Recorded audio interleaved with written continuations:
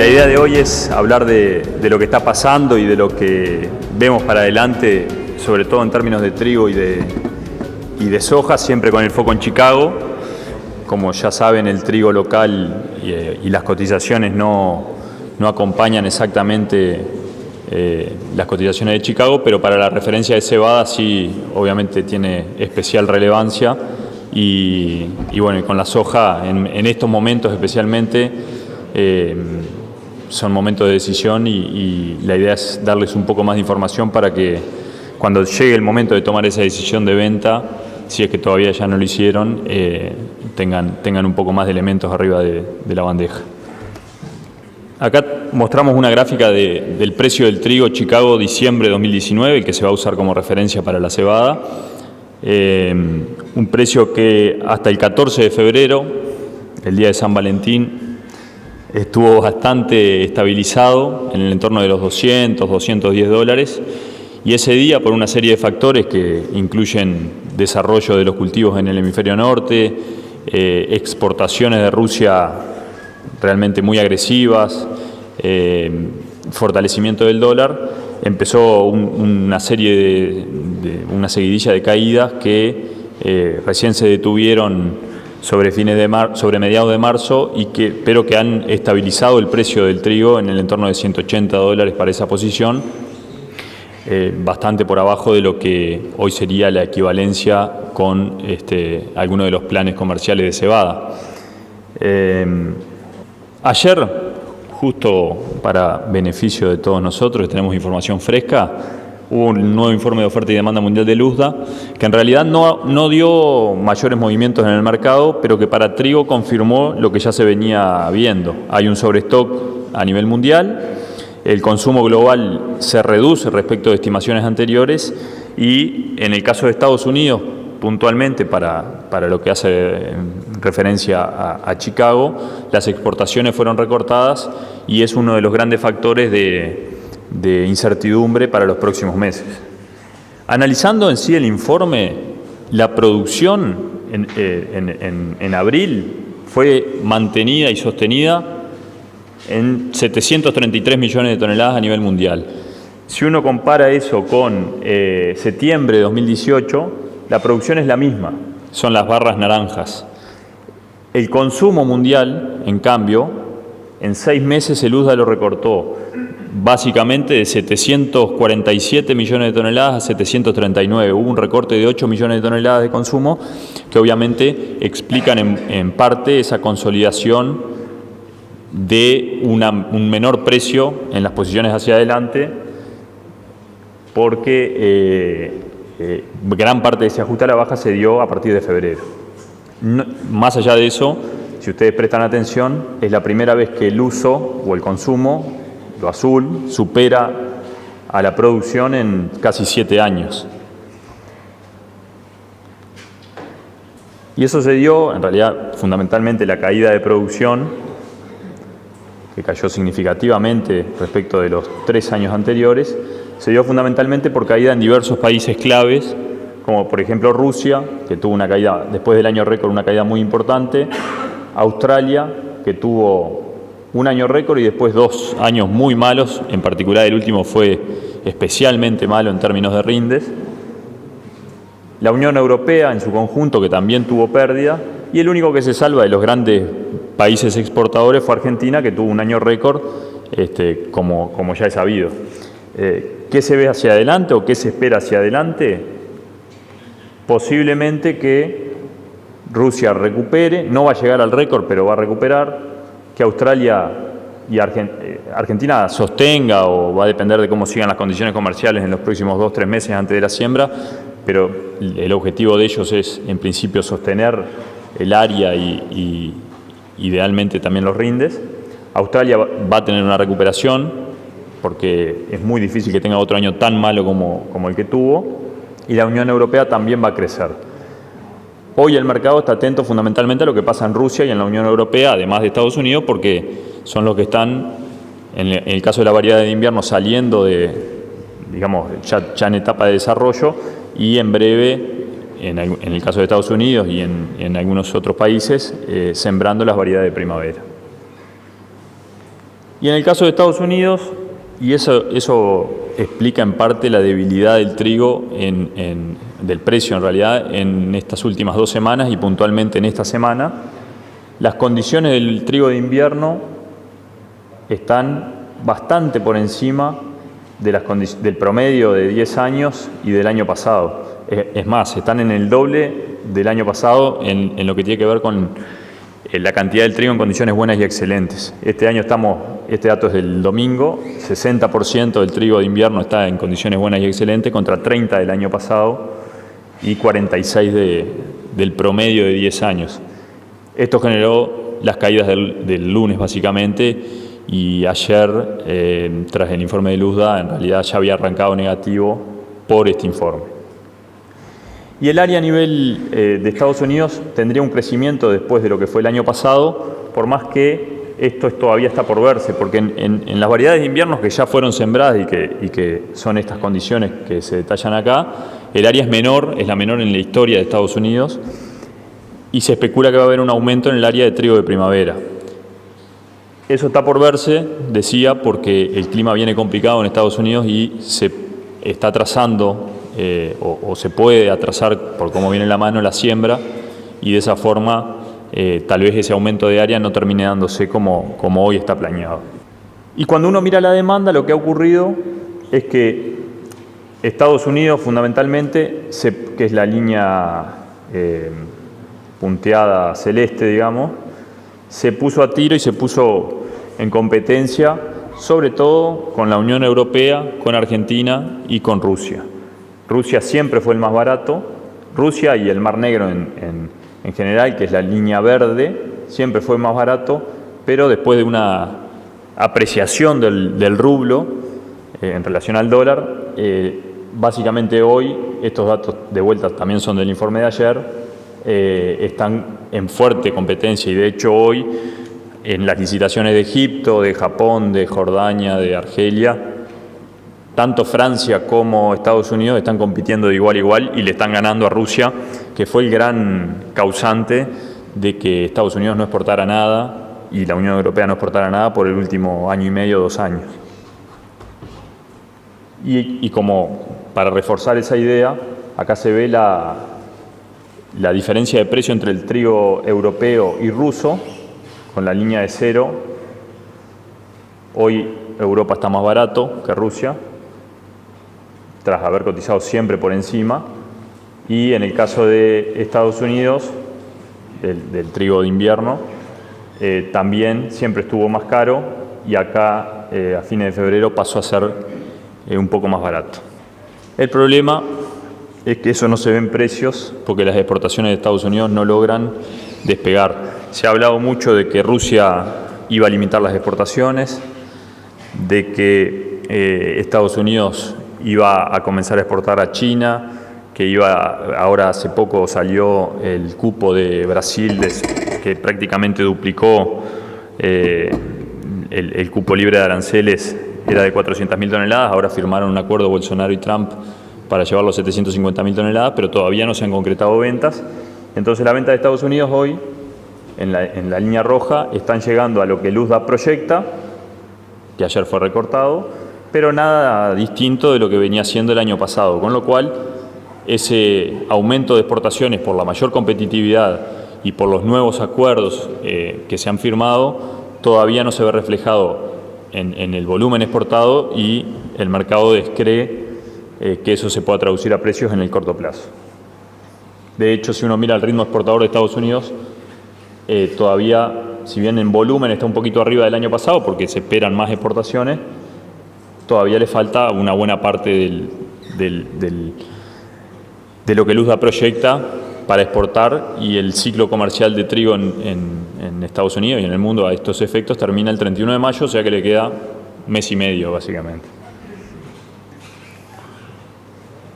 Y la peor noticia del informe de ayer fue, estoy siendo optimista, que el consumo cae. El Luzda ayer expresamente puso estas dos gráficas en su informe, donde el uso para alimentación animal fue recortado sensiblemente y de esa forma los stocks mundiales subieron.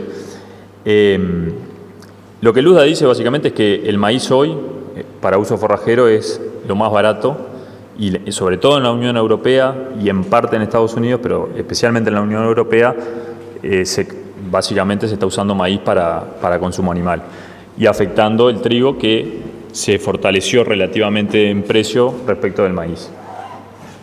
El uso, digamos, de consumo industrial y semilla y demás prácticamente no sube, pero muy levemente. Entonces, en conclusión, el consumo a nivel global cae.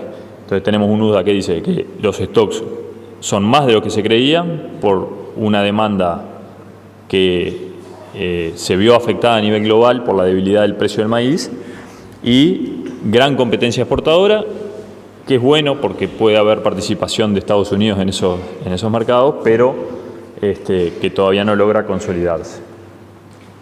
Y como consecuencia de eso, la relación stock-consumo global de Estados Unidos baja respecto del año pasado, pero levemente. Esta relación stock-consumo global, stock-consumo en general, es los stocks que tiene el país o el mundo respecto de la demanda en porcentaje.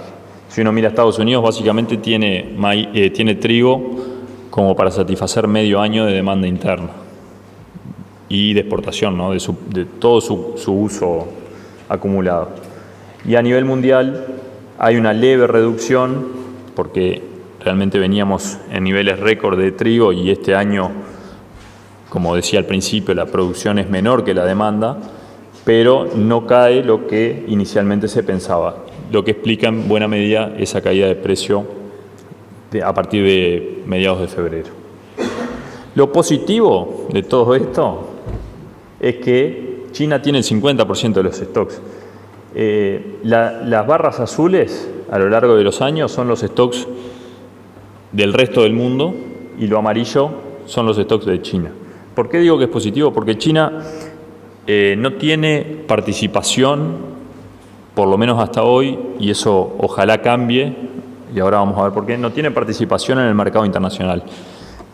Es decir, importa 2 millones de toneladas por año, neto de lo que exporta, que es bajísimo. Estamos hablando de una demanda mundial de 750 millones de toneladas, China son 2 millones lo que importa, y básicamente toda su producción, que son arriba de 200 millones de toneladas, si no me equivoco, se la consume.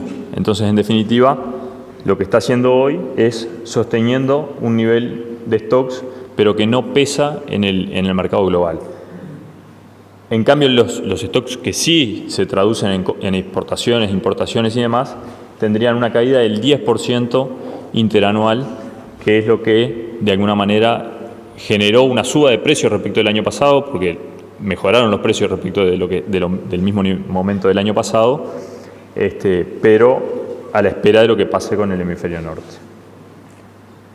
Y entonces, como puntos para atención, bueno, como dato interesante, porque se escucha mucho y se menciona, siempre ponemos la posición de los fondos especulativos en determinado commodity, en este caso en trigo.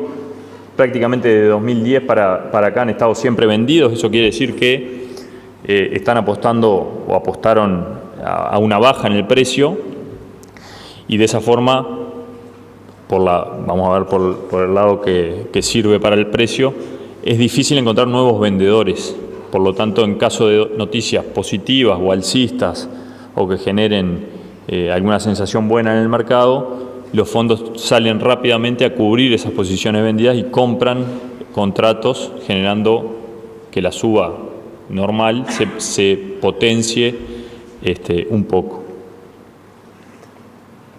Y en soja lo vamos a ver más claramente.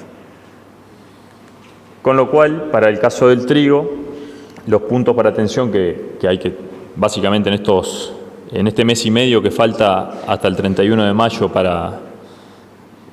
y acá hago referencia a la paramétrica de cebada, que hasta el 31 de mayo hay que hay vigencia de una opción. Hay que prestar atención a qué pasa con la competencia de las exportaciones, quién logra ganar en esas licitaciones en las últimas semanas cuando sube el precio, porque generalmente Estados Unidos gana alguna licitación, qué pasa con la producción del hemisferio norte y puntualmente en el caso de Estados Unidos con la siembra del trigo de primavera. Y China es un signo de interrogación. Lo que yo les decía era las importaciones netas de China a lo largo de los últimos 30 años. Está un poquito arriba de 2 millones de toneladas. ¿Por qué decía que no es relevante, pero ojalá que cambie? Como ya es archiconocido, Estados Unidos y China están en plena negociación de acuerdos comerciales, y uno de los puntos que está en discusión y que en caso de concretarse aparentemente sería trasladado al acuerdo es la posibilidad de que China compre 5 millones de toneladas, al menos 5 millones de toneladas de trigo de Estados Unidos.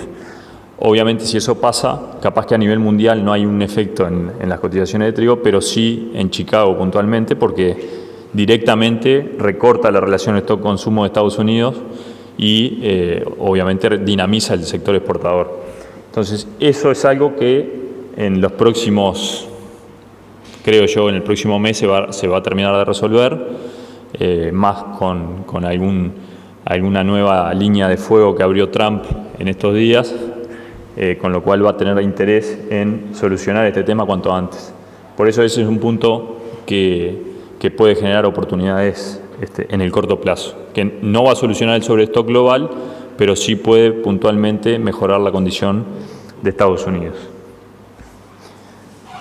En el caso de la soja, también el USDA ayer lo que dijo fue que Estados Unidos va a mantener el ritmo exportador que se viene dando en los sucesivos informes, que hace pensar que el USDA está esperando una resolución del conflicto para ajustar o no los números, porque realmente si uno mira el ritmo hoy viene bastante lento.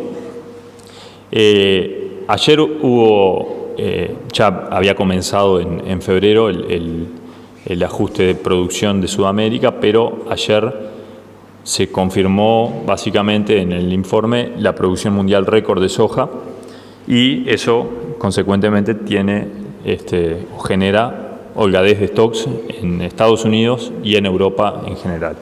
En relación a la oferta y la demanda, un gráfico similar al de trigo, pero sin la comparación de septiembre. La producción, las barras naranjas, este año superará a la demanda en 12 millones de toneladas a nivel mundial. Y la relación stock-consumo, que es la azul, llegaría a básicamente un tercio de la demanda mundial. Es decir, que para llevarlo a números, hay 107, según el USDA va a haber 107 millones de toneladas de stocks al 31 de agosto, que es cuando cierra el ciclo comercial, y la demanda mundial son 330, 340. O sea que 4 meses del año hay con stocks para todo el mundo. Y viendo esos gráficos, lo primero que uno piensa es que el precio se debe haber derrumbado, y si bien acá bajó, en Chicago en realidad se ha mantenido. Esta baja grande que se ve acá es cuando empezó la guerra comercial con China y Estados Unidos, hace un año o 9 meses, pero después el precio ha estado oscilando, pero estable. Y al cierre de ayer cerró en $335, esta es la posición julio, $335, hoy está $1 arriba, medio dólar arriba, y no ha habido grandes variaciones si uno mira. Las respuestas estas al alza y a la baja han sido se arreglan China y Estados Unidos, no se arreglan, están un poco más lejos, y alguna variación por la producción de Sudamérica. Entonces, ¿qué explica esa estabilidad o qué se ve para adelante? Brasil ya está confirmado que va a tener pérdida de rindes, aunque no va a ser tan grave la cosa como inicialmente se preveía. Argentina va a tener una recuperación, igual que Uruguay. En Estados Unidos el área caería, hay que ver qué pasa con las exportaciones. Y China y su relación con Estados Unidos y a su vez sus problemas internos son uno de los factores a seguir de cerca. Yendo puntualmente a cada uno de esas regiones o de esos aspectos, Brasil, como ya he sabido, no va a tener récord, tuvo grandes problemas sobre todo en el estado de Paraná, en Goiás, pero otros estados salieron y por lo menos en parte compensaron esa mala productividad. Si el que está hoy, que pasa a ser el segundo mayor productor de soja de Brasil, es Río Grande del Sur. Va a tener una caída de 122 millones a 117 millones. Ayer el USDA ajustó a 117 la producción. No sé si recuerdan que en diciembre, enero había alguna consultora que hablaba de hasta 101 millones de toneladas. Eso parecía medio drástico, pero el consenso era que la producción iba a ser 112. Bueno, el USDA ayer la puso 5 millones más arriba, fundamentalmente porque Río Grande do Sur va a tener una suba respecto del año pasado. Mato Grosso subió levemente, más que nada por aumento de área, porque perdió en realidad en productividad, y el resto de los estados caen. Y acá como comparativa, esto es en realidad del informe de marzo, Paraná, esto es, ustedes lo manejan bastante más que yo, es el índice de salud vegetativa, digámoslo así.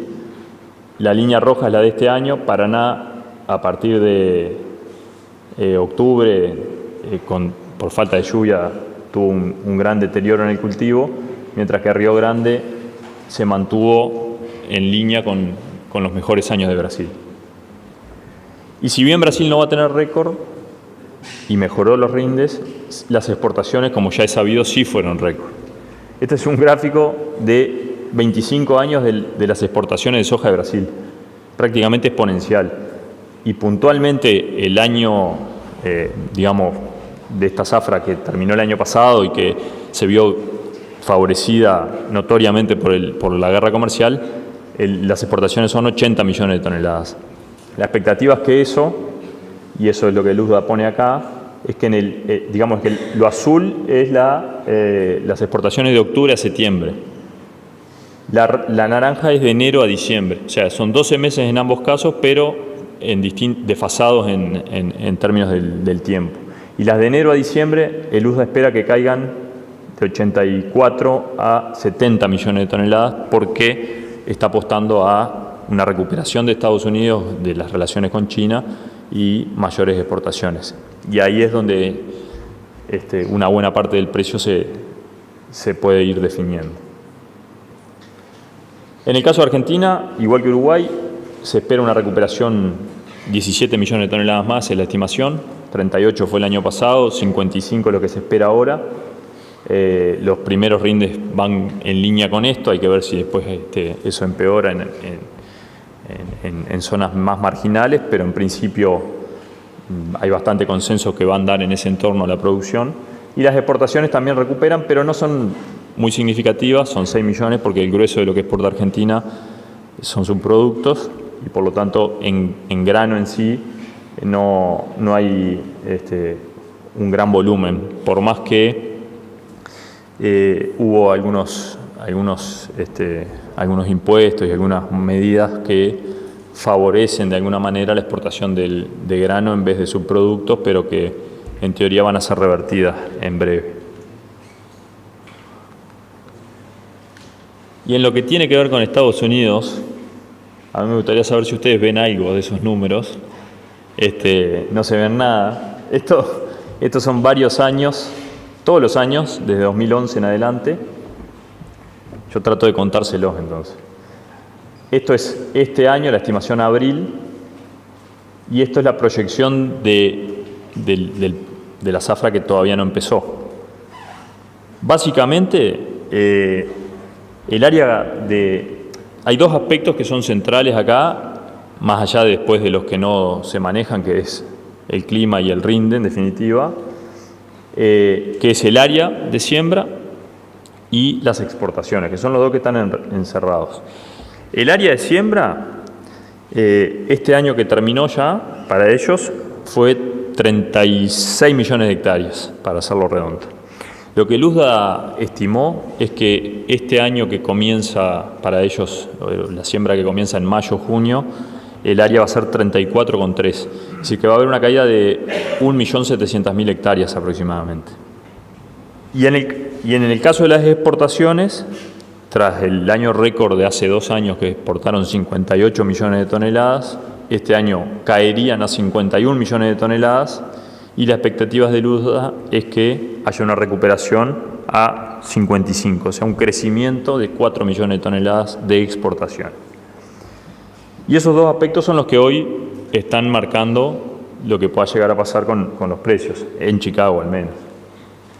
Si uno mira el área, 36 millones fue el récord, esto fue hace 2 años que fue 36 millones y medio de hectáreas, bajó a 36 y ahora el USDA las coloca en 34,3. El tema es que el mercado es esta cruz. El tema es que la mayor parte de los analistas del mercado creen que ese número va a ser un poco más arriba, 600, 700.000 hectáreas más. Y eso hoy, digamos, es lo que evita que haya habido una recuperación de precios o, por otra parte, el que piensa que el USDA está equivocado, el que ha generado incertidumbre por el área que también puede ir a maíz. Y el rinde, el año pasado fue 3,47 toneladas por hectárea promedio en 35 millones de hectáreas. Se estima un rinde de línea de tendencia, que es la naranja, de 3.330 kilos, con lo cual, con esas dos variables, el organismo, y obviamente lo de la demanda, tomándolo como lo de Luzda, se proyecta una caída de los stocks finales básicamente de 24 millones y medio de toneladas a 22. Entonces es un escenario que por lo menos mejora en relación a que no va a haber tantos stocks. Ahora, con respecto al área, lo que Luzda dice es el ratio soja-maíz, que es esta línea roja. Yo le agregué, esto estaba hecho hasta febrero, yo le agregué al cierre de ayer, está en 2,39. 2,39 es un ratio que es bastante peor que lo que era todos los años anteriores. Ese ratio es la soja noviembre dividido el maíz diciembre. Cuando está en 2,40 o más, básicamente, eso es lo que se dice, cuando está en 2,40 o más, hay que sembrar soja en Estados Unidos. Cuando está en menos de 2,40, hay que sembrar maíz. Y cuando está ahí en ese entorno, es indistinto. La realidad es que todos los años anteriores siempre estuvo arriba, bastante arriba en algún caso, y por eso también era el crecimiento de área de soja en Estados Unidos en detrimento de la de maíz. Este año, el USDA, viendo esto, lo que dice es no, va a haber una caída bastante importante de área de soja y va a haber un aumento de área de maíz. El problema es que ahora, no sé si vieron las noticias, está llegando un nuevo ciclón bomba, como le llaman, al medio oeste de Estados Unidos, que va a llevar nieve a Minnesota, Dakota del Sur, Dakota del Norte. Ya está bastante complicado de lluvias Nebraska, esos 3 estados que dije, y en general todo está con lluvias. Esto es la previsión hasta el viernes, y acá tenemos las previsiones de 10 días y 15 días, donde se ve verde, es más agua de la normal para esta época del año. Prácticamente toda la parte productiva va a tener más agua. ¿Qué problema genera eso? Que esos 4 estados que yo dije que son los más complicados, Nebraska, las 2 Dakotas y Minnesota, plantan el 30% del área de maíz de todo Estados Unidos, o sea, el 30% en esos 4 estados. Y puntualmente para este año, el USDA estima que esos 4 estados van a tener 700.000 hectáreas más de maíz. Si esto no se soluciona, básicamente a fin de abril, posiblemente esas hectáreas no se siembren de maíz y o van a soja, algo puede ir a trigo de primavera porque están bastante al norte, pero seguro que maíz no va a ser, o quedan sin plantar, que si se prolonga el problema pueden quedar sin plantar y también afectar la soja. Pero hoy, en momentos donde el maíz empieza a definir área y empieza a pensar en comenzar la siembra, esos 4 estados están teniendo grandes problemas. Y por eso hay consultoras que dicen, fenómeno que la relación de precios le sirve a la soja, al maíz, pero si no pueden sembrar, no van a hacer otra cosa. Y el otro aspecto que mencionaba era lo de las exportaciones, que es lo que está acá. De 58 millones bajó a 51 y se prevé por parte de Luzda un aumento a 55, que es el otro aspecto que está en cuestión. Las exportaciones de Estados Unidos tienen esa caída significativa y el Luzda lo que prevé es que suban nuevamente hasta donde está esa cruz. ¿En qué se basa? Y en qué se basa sobre todo para no recortar más esto, porque hoy está previendo 51 millones de toneladas, solo 6 millones de toneladas menos que el año anterior. Para que se hagan una idea, China le va comprando 20 millones de toneladas menos. Logró compensar con otros destinos, pero solo China le compró 20 millones de toneladas menos hasta ahora. El USDA lo que dice es, si uno mira en porcentaje a la proyección nuestra, estamos bastante en línea con lo que pasaba el año pasado cuando no hubo problema comercial. Venía bastante retrasado y, no sé si recuerdan, en febrero, mediados de enero y febrero, y después siguió hacia adelante, China concretó varias compras grandes como señal de buena fe para llegar a un acuerdo. Eso logró que el retraso en las exportaciones se nivelara casi a lo del año pasado. Lo que algunos analistas dicen es, sí, respecto al año pasado es verdad, pero respecto al promedio de 5 años seguimos bastante atrasados y hay que recordar que el año pasado hubo más compras porque Argentina tuvo un gran problema productivo. Entonces, acá están las dos campanas. Unos miran lo que pasó el año pasado y por eso los 51 millones de toneladas estarían bien, y otros dicen que habría que hacer un ajuste a la baja y por lo tanto subirían los stocks de Estados Unidos. La realidad es que el USDA muy posiblemente no quiso hacer ajustes a la baja en las exportaciones porque está esperando a ver qué pasa con China. Todavía faltan 4 meses para el cierre del año comercial, y donde se arreglen y metan un par de ventas grandes ya se va a concretar la venta que el USDA estima. Lo que decíamos, la demanda de Estados Unidos viene firme. Básicamente duplicó las exportaciones a Europa respecto de los años anteriores. ¿Por qué? Porque salvo China, que pagaba $80 más en Brasil y en algún momento pagó 40 más acá y en Argentina, ese premio que pagaba en Brasil y demás, el resto del mundo no lo tenía que pagar porque no tenía aranceles contra Estados Unidos. Por lo tanto, la soja de Estados Unidos terminó siendo por lejos la más barata, que es esta línea roja. Esto es Brasil, Argentina y Estados Unidos la roja. Venían parejos, empezó la guerra comercial, se dispararon los premios en Brasil y en Argentina, y y Estados Unidos quedó bastante por abajo. Entonces, en esta baja de precios aprovechó sobre todo la Unión Europea, y de comprarle 5 millones o 4 millones le pasó a comprar 10. Ya ahora los precios están de vuelta en paridad. No hay más primas positivas respecto en realidad esto no es Chicago, es el Golfo, pero básicamente es una referencia de que las tres grandes exportadores están en niveles similares de precio. ¿Qué pasó con esto? Ayer Trump, en realidad la Organización Mundial de Comercio dijo que Europa estaba subsidiando algunas empresas, y Trump en Twitter, celebrando el fallo, dijo que le iba a imponer aranceles a la Unión Europea por $11.000 millones, con lo cual vamos a ver los dos aspectos. O se pelea con la Unión Europea y esto se complica porque se le queda el que lo salvó mientras China le metió aranceles con respecto a la soja fue la Unión Europea. Eso se puede complicar. O por otra parte, está tan avanzado el acuerdo comercial con China que no le importa pelearse con la Unión Europea porque sabe que se va a arreglar con China. No lo vamos a saber hasta que pase.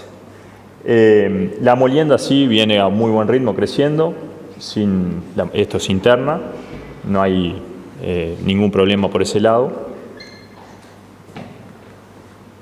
Y el problema hoy está más allá de la guerra comercial, en lo que pase con China y con su demanda. Es la primera vez, si uno mira, esto está desde el año 92, es la primera vez en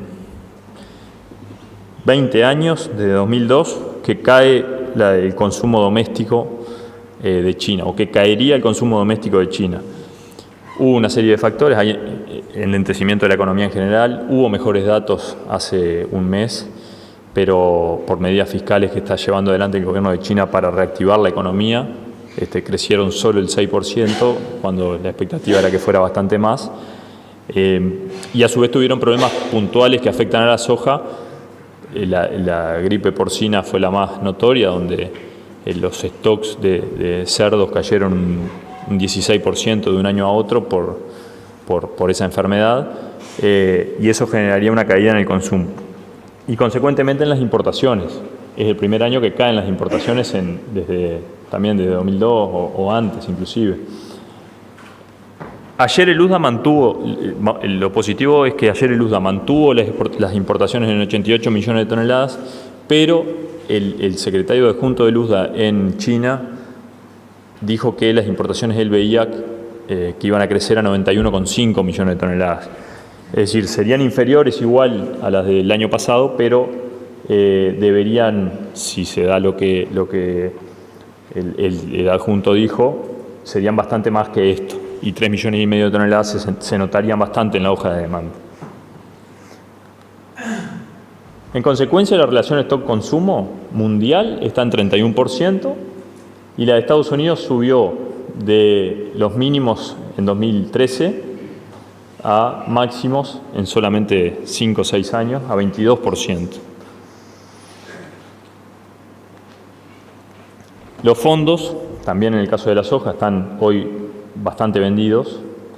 La posición más reciente, acá está, 92.000 contratos a la semana pasada. Esos son aproximadamente 12 millones de toneladas de soja vendidos. El acuerdo comercial podría generar que parte se cubra y haya subas. Y esto es para que vean el impacto de los fondos. Cuando llegaron a máximos, en esta baja había caído el precio $40, después subió $105. Esto fue cuando el problema de la lluvia en abril de Argentina y nuestro. Después una nueva suba de $50 el año pasado con el problema de Argentina, y con la guerra comercial una baja de $90. Todos los movimientos de estos están explicados por fundamentos y por causas concretas que afectaron el negocio de la soja. Lo que hacen estos fondos es magnificar el movimiento y hacerlo más rápido, bastante más explosivo el movimiento. Y en relación a los puntos para atención, y para no aburrirlos más, hoy el foco está puesto en el área de 2019 de Estados Unidos y el clima de abril. El clima de abril para ver cuánto se deja de sembrar potencialmente de maíz. Y después recién el mercado va a empezar a focalizarse en el rendimiento y en el clima obviamente de la soja. No hay que olvidarse que todo esto que hablamos y las conclusiones a las que cada uno llegue, si hay un pequeño problema en Estados Unidos, cambia todo esto que hablamos, porque Estados Unidos, la producción en vez de 3.300 kilos promedio es 3.000 y son 10-11 millones de toneladas menos de producción. Es decir, cambia por el gran área que tienen, cambia radicalmente la producción y el volumen de stocks. Y después ver qué pasa con la guerra comercial y qué alternativas tiene Estados Unidos. De vuelta, acá están las ventas a China año a año. Esto es embarques y compromisos que todavía no se embarcaron. Lo rojo es China. Este año cayó significativamente. Ahora, lo gris es el resto del mundo. Estados Unidos logró nuevos mercados justamente por ser la soja más barata. Si logra sostener eso y se arregla con China, puede haber oportunidades de suba de precios en Chicago. En el caso de Brasil y Argentina, hay que ver qué pasa con el cambio, con el tipo de cambio. Cuando el real pasó de 3.80 a 4, que fue bastante rápido hace 2 semanas o 3 semanas, los productores vendieron 1 millón de toneladas un jueves y 1 millón de toneladas un viernes. El real, en el caso de Brasil, tiene el mismo peso que las cotizaciones de Chicago, y una suba importante genera ventas muy grandes en poco tiempo. Y en el caso de la demanda hay que ver qué pasa con la fortaleza de la demanda de China. Está con grandes problemas, más allá de la soja en sí, tiene problemas económicos, pero ha empezado a revertir esos problemas.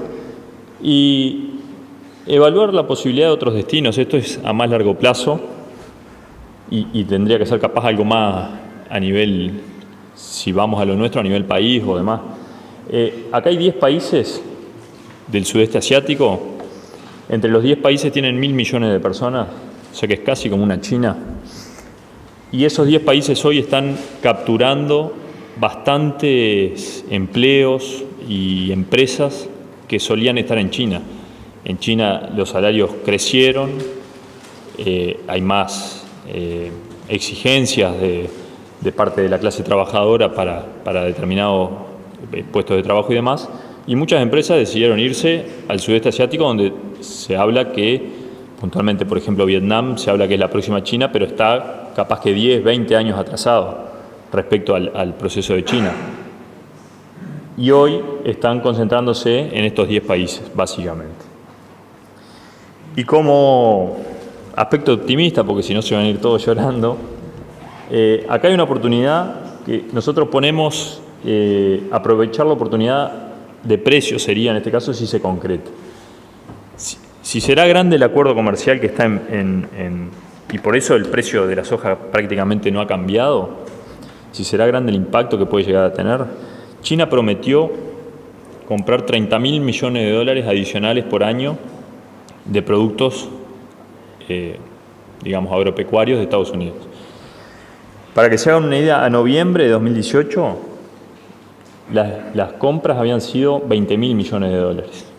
Y si uno mira el récord histórico, fue 26.000 millones de dólares cuando la soja valía 600 dólares.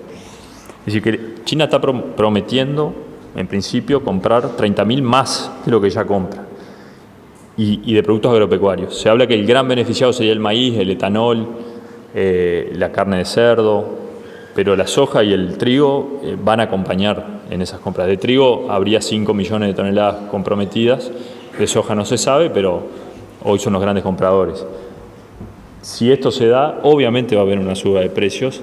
El tema es cuán sostenible es, porque después todo va a volver a centrarse en el desarrollo del cultivo en Estados Unidos, en las ventas acá. Puede haber un tema de primas que son difíciles de manejar y de predecir, de diferencia de precio entre Chicago y Uruguay, que si se da, a veces es difícil, pero hay que tomar la oportunidad. Nunca se sabe si fue una buena oportunidad o no hasta que pasa, pero es para tenerlo presente de cara a los próximos 4 o 5 semanas que debería resolverse este tema. Y bueno, como siempre, terminamos con la estrategia comercial que pueden seguir: no hacer nada y quedarse con la soja, vender y fijar precio, o usar alguna de las herramientas disponibles en el mercado financiero y garantizar un piso y no perder el potencial de suba. Cualquier consulta, a las órdenes, y espero no haberlos dormido.